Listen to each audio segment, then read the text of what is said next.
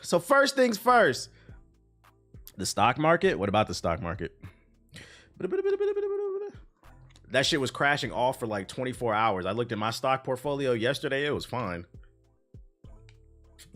Also, friendly reminder, unless you have money in the stock market, it crashing really doesn't mean anything. The stock market crashing to the average American doesn't mean anything because most people don't have any money invested because they don't have any money to be invested. That really only affects rich people. So keep that in mind. Y'all niggas just regurgitating tweets.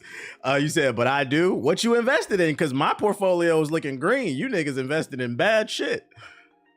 Oh shit. I didn't check it today. Let's see. I'm down 1%. That's nothing. That's like regular shit. But yesterday and the day before, I was green. I don't know. Niggas panicking for no reason. Man, fuck all that stock market shit. Let's talk this gaming. The first batch of articles I got for you. Very interesting article came out literally in the middle of us recording a podcast this past weekend. It'll be out sometime this week. YouTube.com/GI updates. And there was some nasty shade thrown at the China Joy event. Now, if you're unfamiliar, I've only heard of this event like maybe twice. I think it's fairly new, especially because China's recently opened up their borders to more game development, more collaboration, something that was predicted on the GI podcast years ago. It's coming into fruition. China was the next forefront. There's an event called China Joy, which I think is like China's E3 or something. It was a lot of major announcements and games showing off on what Chinese developers and studios are working on that could potentially come to the West as well as what's coming to their regions.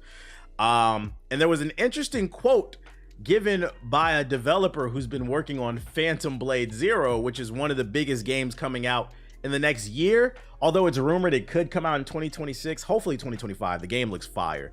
They've been showing it off at the recent State of the Plays. Yo, shout out to Night J with the sub, appreciate it. And this Phantom Blade Zero developer gave a statement in regards to, and just to give full context, they asked a bunch of different developers, people that were journalists that were there, why their games weren't coming to why their games are only coming to PlayStation and PC and not Xbox, why these Chinese games weren't coming to Xbox. And to paint the full picture, a bunch of developers basically said the same thing. They were having issues with getting support from Microsoft, which isn't a surprise. Basically, they're not given the tools and the proper funding and support they need from Microsoft to develop for the platform, which is not a surprise because Microsoft has notoriously had issues penetrating Eastern markets. I think on average, every time a new Xbox comes out, I think they sell like 5 to 10 per generation. So like 5 to 10 360s, 5 to 10 Xbox Ones. I don't think they've sold any series in Japan. And I think that has something to do with, I think it has two reasons to do the reason why Microsoft has struggled in the East. The two reasons being, just the taste for gamers is different in the East. I think they're more into JRPGs there, and other types of, and mobile gaming, not mobile gaming, but handheld gaming too. And unfortunately, the Xbox has always kind of been weak on the JRPG front. So the tastes are different over there. So they tend to be more towards PlayStation and Nintendo. But then also, to keep it a buck, I also think it's just brand loyalty, national pride. I mean, if you're from Japan, you're more likely to get a PlayStation and you're more likely to get a Nintendo because of legacy and national pride. I mean, if you buy a PlayStation, you're supporting your GDP versus if you buy an Xbox. You see what I'm saying? Wish I could say the same about Microsoft and Xbox. But yeah, it's always been low. So that being said, now that we painted the full picture, they haven't been getting the support per usual. One developer on Phantom Blade Zero, not the entire team. This is not a spokesperson for the entire team on Phantom Blade Zero, and we're gonna get into more of that later. But one rogue developer for Phantom Blade Zero said during China Joy, in regards to why their game is not on Xbox. Basically, one of the game developers reportedly made a fake comment during the China Joy convention last month, supposedly going ahead and saying nobody needs this platform when referring to Xbox. He said, don't nobody need that shit. We'll be fine on PlayStation. Who gives a kid? Yeah, rogue developer. Which is a crazy statement. Because like, look, I understand you're not a fan of Xbox, and I know it's fun to make fun of the console wars and shit like that, but this is just business 101, okay? In any business you want to be in life, you have to understand you got to go where the customers are, and you always want to maximize your ability to make profit. So there's no point in burning a bridge unless absolutely necessary. Even in friendships, there's no reason to burn a bridge unless absolutely unnecessary. And even if this is how you genuinely feel, this is why PR training is important. You have to learn to keep it cute, because sometimes we be in our own head about things, and then you create this idea of it's something, but then it's something totally different. That's why it's important not to overreact. This rogue developer has been condemned by S Games, a PR person from S Games who's developing Phantom Blade Zero. Shout out to Mix with the sub, appreciate it, who basically said, your comments on Xbox do not represent the entire company. The actual quote is, other times it's based off of principle, and I stand by that. I feel that. But well, let me take a sip of this shit. Some of this game of subs. Recently, we noticed that some media outlets have claimed to have interviewed an unnamed developer from S Game at China's Joy, who seemed to have had some statements regarding the release platforms and strategy for Phantom Blade Zero. We want to clarify that these claimed statements do not represent S Game's values or cultures, as we believe in making our game accessible to everyone and have not ruled out any platforms for Phantom Blade Zero. We are hard at work on both the development and publishing fronts to ensure that as many players as possible can enjoy our game at release and in the future. Our team is looking forward to sharing more development updates soon, and we are excited to bring our world premiere demo to Gamescom this month.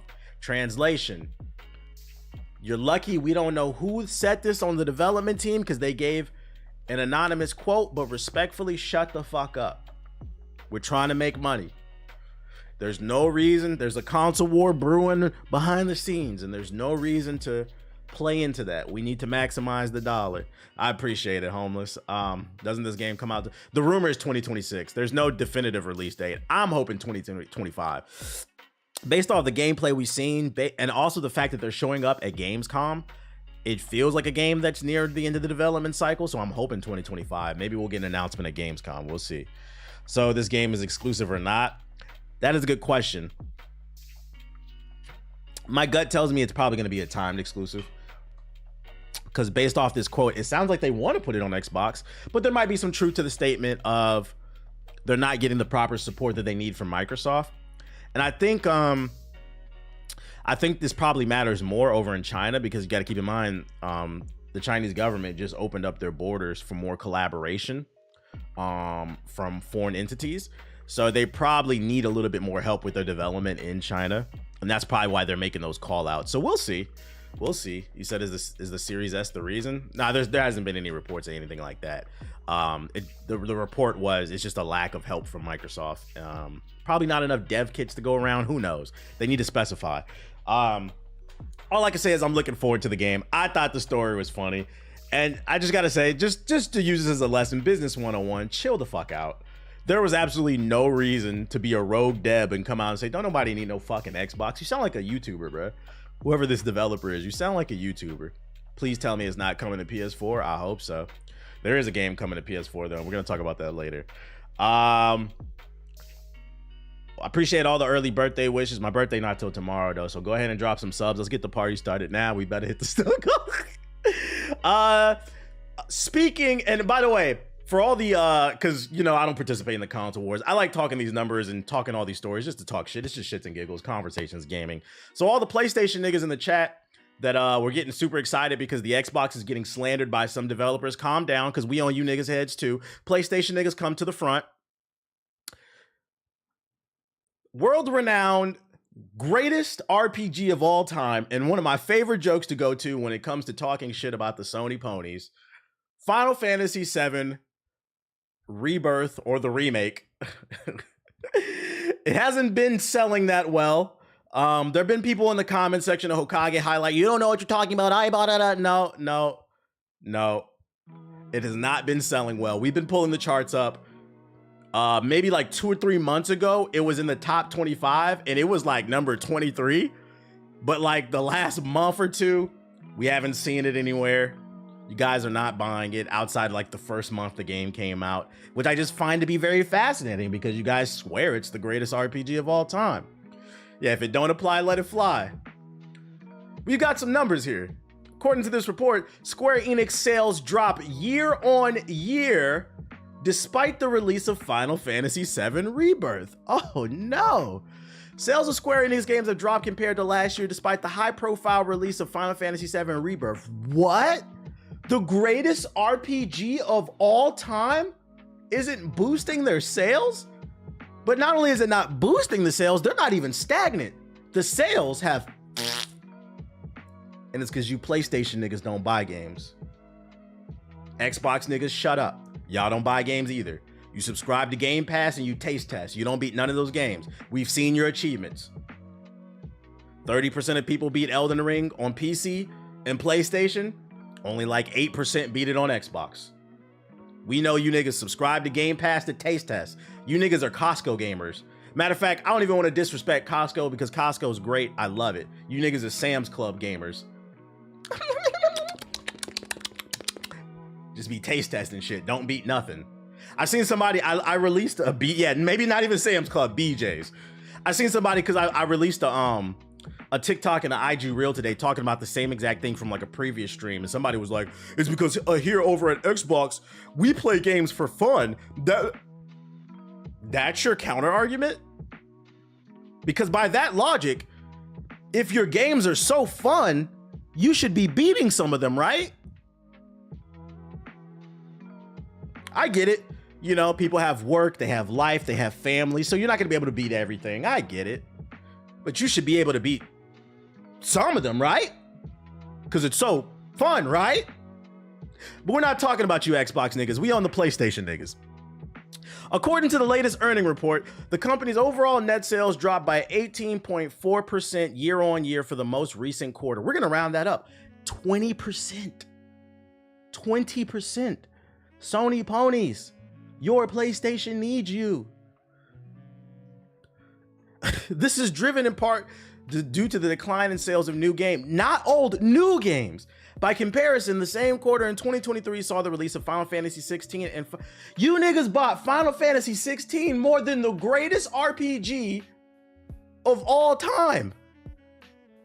I know some people like Final Fantasy 16. I know some people like Final Fantasy 16. I know some people like Final Fantasy 16. But the general consensus, most people didn't like that shit, including me. It was fucking boring. 12 hours of cutscenes. You get an hour cutscene, 10 minutes of gameplay. They removed the elemental parts of the game. There was cool spectacle in it, but the characters were boring. The story was boring. Most people did not like that shit. That's why I didn't get nominated for Game of the Year. Arguably, one of the worst Final Fantasies that I played recently. And that sold better than the greatest RPG of all time. This is crazy. Now, let me switch my beat back because I don't know what the fuck is playing right now. I don't know this damn playlist. However, the company has still turned a profit with its games this year on lower in development costs.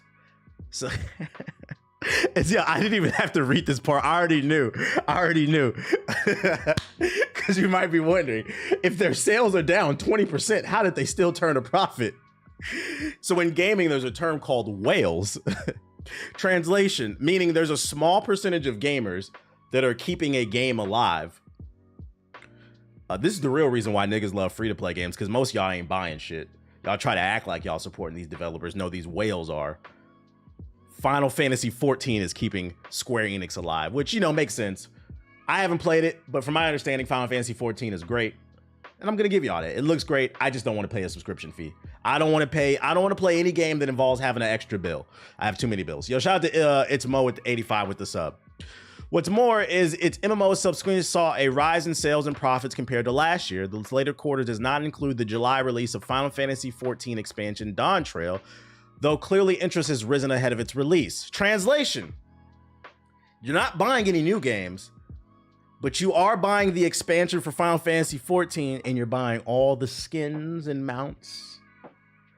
which kind of goes back to that article that we talked about maybe a couple weeks ago about how like 90% of gamers admit they love microtransactions. You niggas love it. You love it. You sit on Twitter. You sit on Twitter and you complain about these business practices, but you're the Russell Westbrook meme. Because you're not buying new, innovative. Well, I'm not gonna call Final Fantasy 16 innovative. That shit sucks. But you're not buying new games. Final Fantasy, because let's get something straight. Final Fantasy 7 Rebirth, although too damn long, it is a good game. It is a good game. You're not buying new fun games. You're just buying skins. Overall, Square Enix's continued determined efforts to strengthen the competitiveness and profitability of its business. At the start of the year, company president Kiro announced a review of the company's development system to boost quality and profits. As part of this, the company abandoned 112 million of its development projects that resulted in a loss of previous... You niggas are buying so little games, they're abandoning over $100 million worth in projects that were in development. They said, we know you niggas aren't gonna buy it. You're not gonna buy it. It's clear then, Square Enix is... I know you didn't just jump at me and hit me. Do you need a hug, bro? You like microtransactions? Hug. Ugh, don't jump at me, that's rude.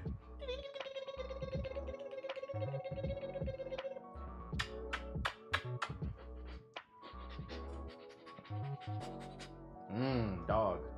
Back up, thank you. That quarter they also released Foam Stars. That's right. Never forget what y'all the whole gaming community is on trial for what you guys did to Foam Stars. Don't get me wrong, Foam Stars was not a good game. I played it, but I only know it's bad because I actually played it. Y'all sat in my chat, y'all gassed it up, Foam Party, we're gonna get wet, we're gonna get wild. Foam Stars came out, none of you niggas played it. And that one was free. You said, to be honest, the article is kind of misleading. Yeah, the headline is because like they still turned a profit, but not really. It's still accurate because sales are down when it comes to new games, but the profits are up thanks to microtransactions. If they did, really what I got out of this article, if Square Enix did not have Final Fantasy 14, they'd be in trouble because y'all not buying games. I would say the headline's like a white lie. There's truth to it. There's truth to it. But that's why we read the articles. We're not Twitter niggas. We actually read over here. Next article. So Xbox, PlayStation niggas, just wanted to poke some fun at y'all. Why don't devs make mobile games to float their production costs? There's plenty of mobile games. Are they turning a profit? I don't know. JB Smoove, the comedian, is set to produce High on Life, the animated show. You remember this game that was on Xbox? I actually liked this game for the most part. It was like, it's on Game Pass. It was like a 7.5 out of 10. Until I got to the end. I had to drop it to like a 6. That had one of the worst endings I've ever seen in a fucking video game. And it wasn't like the story, it was, and if you were in my stream, you saw it.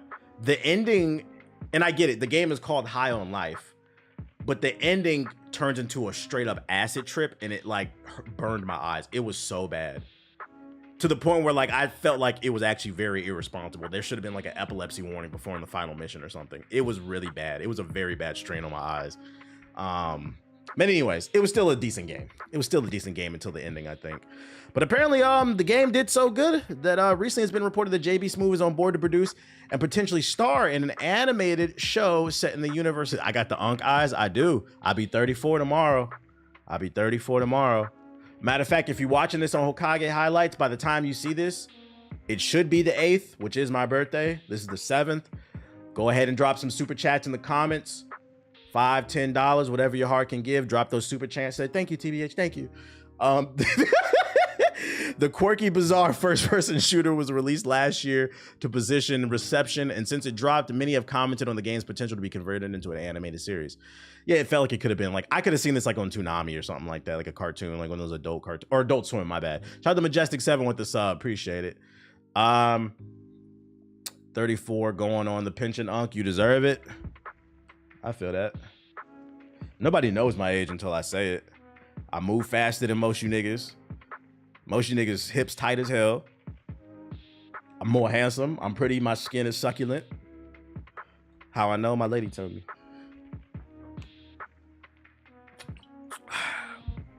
Stop smoking. Stop drinking. Take care of yourself.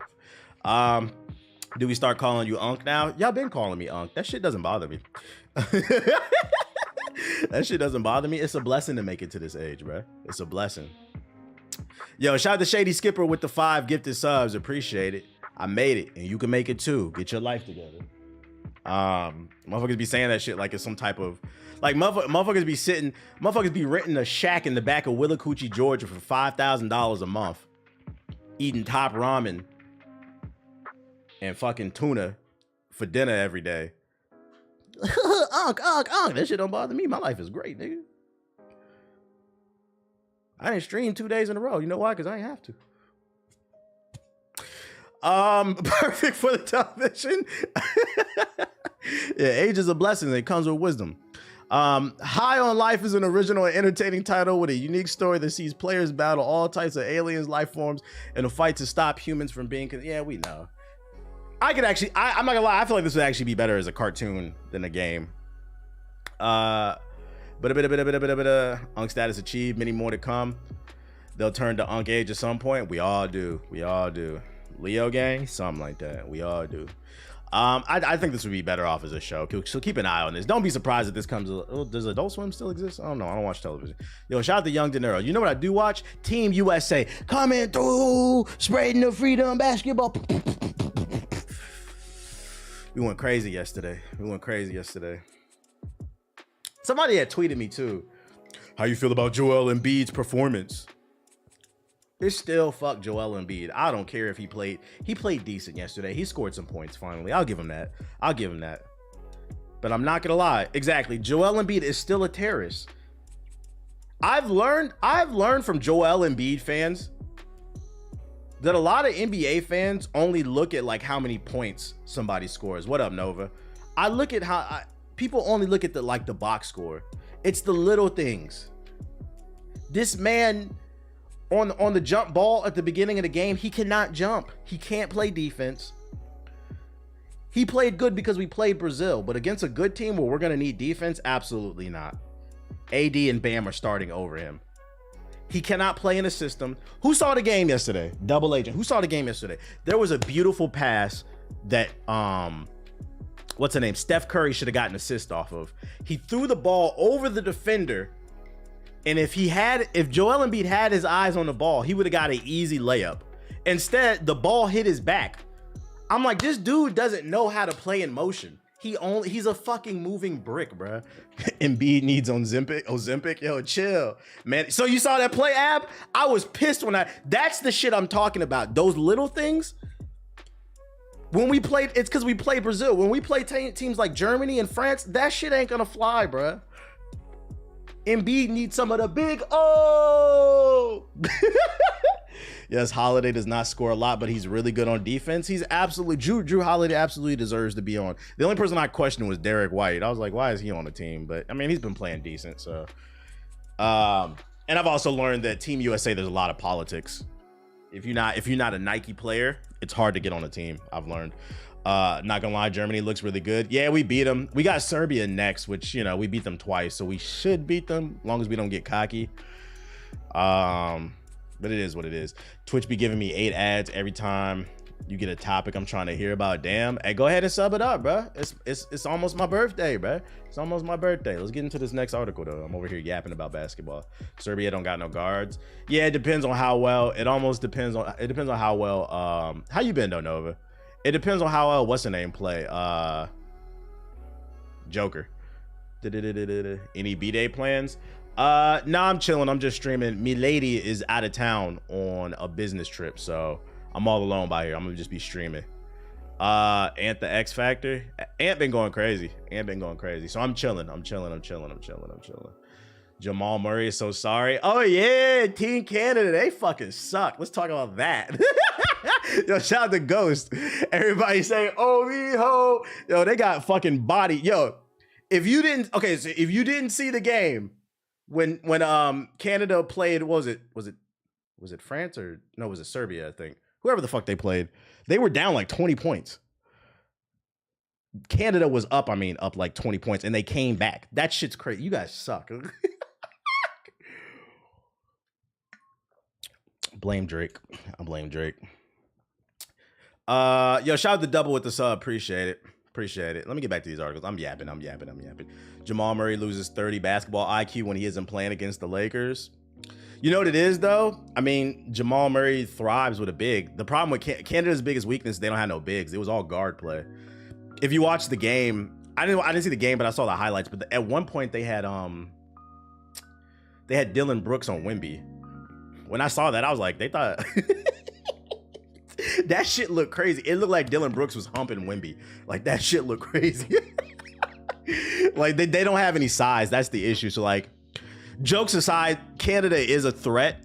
And then if in the next 4 years they can get a center, like a couple centers, they are a threat. They do have good guard play. And didn't France bench Rudy too? Yeah, I read something about something wrong with his thumb or something like that. Yeah, he was barbecue chicken alert. Before the game even came out, Star Wars Outlaw Season Pass roadmap has been revealed. Who's excited for some DLC before the game dropped? Rudy's garbage. France has been playing pretty good. Their guard has been hitting threes. I forgot his name. The one with the beard. He looked like a black dude. He's like a light-skinned black dude. I don't know his name. Yo, shout out to Sugar with the sub. Roadmap for a single player game? Yeah. All right, so listen, guys. On the PS5, you're gonna get an exclusive Jabba the Hutt Gambit mission. On launch day, you're also gonna get a character pack. Then in the fall 2024, the game comes out at the end of this month. It's pretty much a fall game, like technically. Later in the fall, we're gonna get our story pack 1 titled Wild Cards. And then you're gonna get some cosmetics, and then in the spring you're getting a Pirate's Fortune. So there's 2 DLC packs. Who's copping? Give us another Jedi game. Well, this is made by Ubisoft. The Jedi game is made by Respawn. Just subbed and they still managed to slide 8 ads on me. You gotta wait. Your sub gotta warm up like your car. It's gotta warm up. Is that fit a Han Solo reference? I don't know, but she is a smuggler, so I wouldn't be surprised.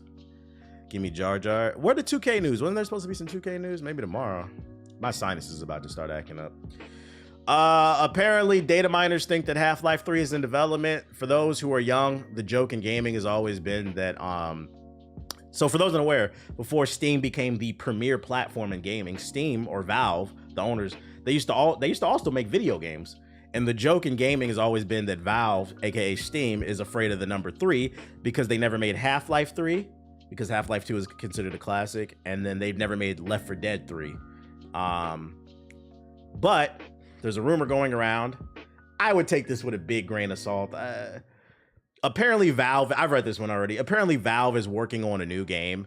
And some people just assumed it's Half-Life 3. That's the gist of the article. But we have to also keep in mind that Valve is also working on that hero shooter that leaked online. I didn't show it on stream, because like I don't show leaks on stream. I'm not trying to get hit with a copyright strike. We said, didn't Valve get shut down? What? No, they're working on a game. They're working on a hero shooter. Also, keep in mind that Valve or Steam also works. They also have the Steam Deck. They just realized how much money they're making as a platform.